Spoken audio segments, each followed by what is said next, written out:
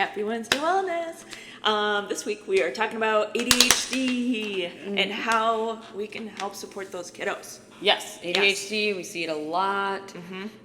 We hear about it a lot with parents like, oh, I'm like worried, or the teachers think he has it, or I think they have it, or I had it, or I have it, so they probably have it. Yes. But we have it. And also, like, most of them are on medications, and I think it works, but there are a lot of side effects.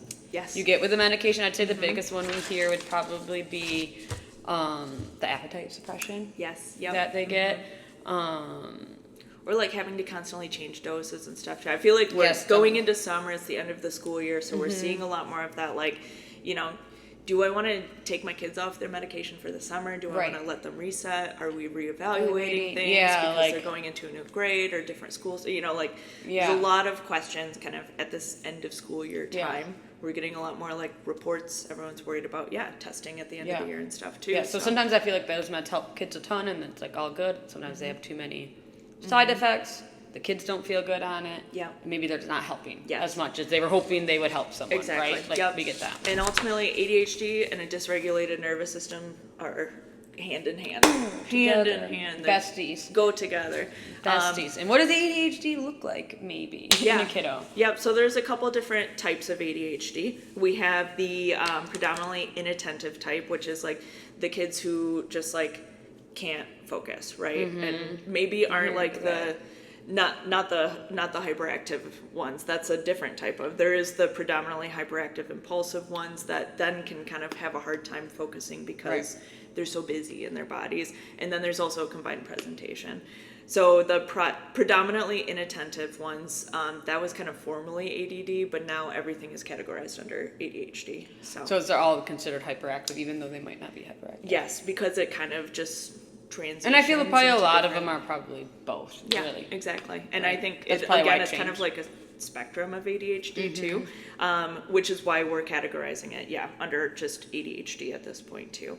But they do show up differently. Those different types show up differently on our EMG scans. Yes, scans we do. That's like where we see the biggest, like, or because parents will come to us like, oh, can you tell us if they have ADHD? And we're like, no, like, we're not going to diagnose your kid with anything. But we do see certain things in scans with children who maybe have been diagnosed. Yep, we can see certain patterning in the nervous system that can inform us like, okay, this is more of like a hyperactive body. This is more of a dysregulated body. And so we can see that, and we approach care a little differently with those kids too, with the different types.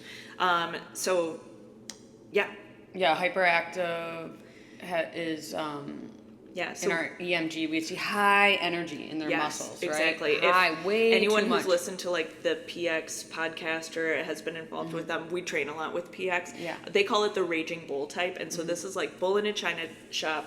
This is like the kids who are like, go, go, go, arms flailing. Like typically these kids are I'm here, I'm there, I'm everywhere. Yeah. I'm just like, oh, I was at I can't focus on anything. Exactly. And like typically these kids are super bright and like maybe aren't being challenged enough in school, but also like their body is just telling them, I gotta move, gotta go, so they can't focus. Their body is getting the brain's getting so much information from their body constantly that it's like, we talk about it's like Metallica noise full blast, in their brain constantly. So they can't sit and focus on math because their body is just like, you gotta go. Yeah, like I can't focus my eyes to read because I'm bouncing in my seat. Yes. And so what that looks like on our EMG is like big energy, huge energy index, our body's not working efficiently. Just to hold us up, we're like using all our muscles. It's like boom, boom, boom.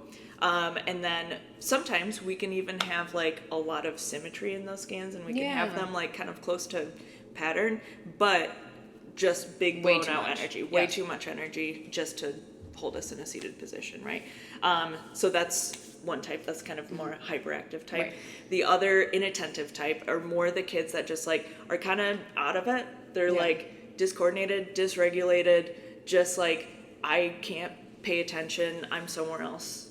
And that the way that shows seems like they're not like listening or like kind of like unless I'm like looking in your eyes, you like, or maybe you are looking in my eyes and I'm also not listening. And I'm also like off in space. But that is like the inattentive type. So having a hard time paying attention, inattentive. And the way that shows up on our EMG scans is really like dysregulation in like the symmetry, and so it's more the drunken bull presentation. It's kind of the kids who are like discoordinated. Their EMG is going to show tripping up over their feet all the time. Exactly. Like I'm having a harder time getting input from my body rather than like too much input. And so it's also like bad information from body to brain. Exactly. In a different way. Yes. Both of them are kind of maladaptive patterning. So those are kind of the two big subtypes that we look for, or there's a combination too. You can also have like super high energy and be super discoordinated. Or you can go from like being high energy from years later being the inattentive type. And sometimes kids under medication will go from being the hyperactive to the inattentive type too, because now they're like, we've suppressed that movement and that input, but now we're just still having a really hard time focusing. So that's kind of the major ways that we focus on this. And the way that we approach it is by helping regulate the nervous system, because that subluxation is creating so much like dysregulated input that it's either like hyperactivating or it's low activating the nervous system.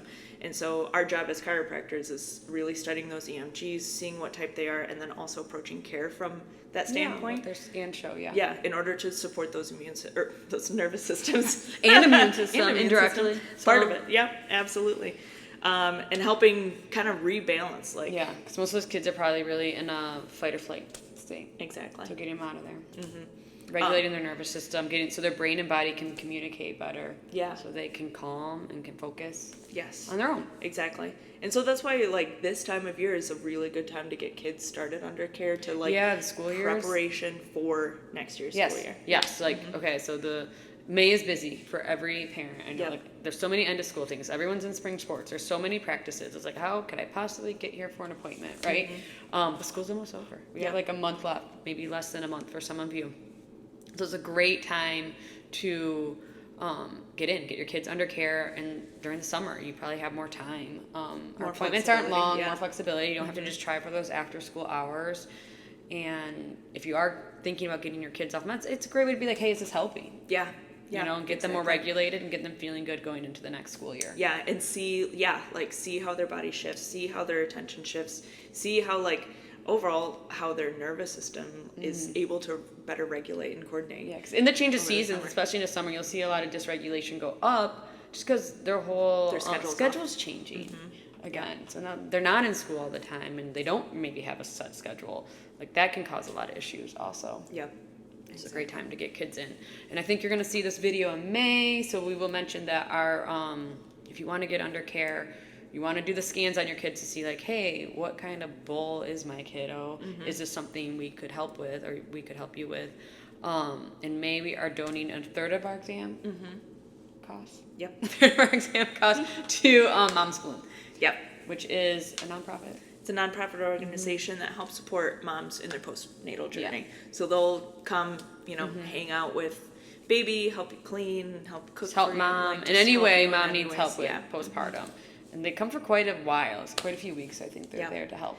It's an awesome service, and it's a bunch of volunteers that do it. So we love to support them supporting moms. So so it's a great time to get in, and then like also like I said, your exam costs will be donated to a great cause. Exactly.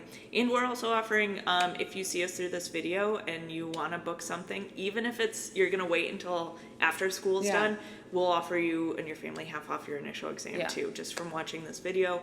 And please reach out if you have any questions, or if you're like, hey, this does sound like my kid, but I'm interested in learning more. Reach out. We love answering questions about this. Also. No charge consults. So, and then if you see this, you do your say half off. Great. Text, call, message us. This is one of the biggest reasons that we see bigger kids, though, is usually it's usually ADHD or anxiety, and we see massive changes, not only just on the scans, but also in the kids' temperaments and how. And also the kids notice it. Like the kids are like, yes, I need to I want this. Makes me feel good. I had one kiddo the other day that was like, can you just like take a little longer, because I really like getting my vaccine. Like so they not only do like the parents notice the change, but the kids notice the change in their own body. Exactly. So, which is awesome. They feel better. And that's all we want. So have our parents have our kids feeling good. Exactly. Try so hard. All right. Have a great Wednesday. Bye.